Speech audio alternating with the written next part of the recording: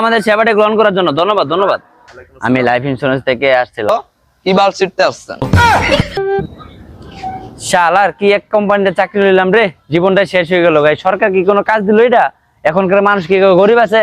সবাই তো বড় লোক, কেউ কি জীবন মতো খুলতে চায়?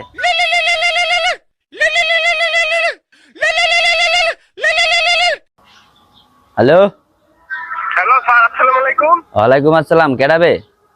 স্যার আমি আবুলের ভাই কাবুল বলছিলাম। হ্যাঁ, কি চিঠতে ফোন দিছেন? ভাই কোনো চিঠি ফোন দেয়নি তো? ওই যে আমার ভাই যে মারা গেল, আমি যখন টাকা পয়সা পেলাম না এখন পর্যন্ত। না না, ও মারা গেছে, টাকা আপনি পাবেন না। কেন টাকা পাবো না কেন? তাহলে আপনি কি কাজ চিনতে বলতেছেন? কি আমি পানির ইন্স্যুরেন্স করছেন, টাকা পাবো না? আরে আমরা কিছু ছিঁড়তে বলছি না, ওটা তো আমার ম্যানেজার খাইয়ে দিছে টাকা, আপনি পাবেন না তো। কেন পাবো না? হ্যাঁ মানবার বলা ধরে আরেকদিন এলাকায় একটা আলোই পিসি খুঁজা লাইকা দিব, পরে ওই পিসি দেখে বাদ লাগতে এলো। আচ্ছা ঠিক আছে ঠিক আছে, ধন্যবাদ আমাদের সেবাটি গ্রহণ করার জন্য, ধন্যবাদ ধন্যবাদ। শালা পাবলিক খেপে গেল, এই সরকার বুঝেই না মানুষকে ইন্স্যুরেন্স খুলতে চাই, টার্গেট কিভাবে পূরণ করে এম করি।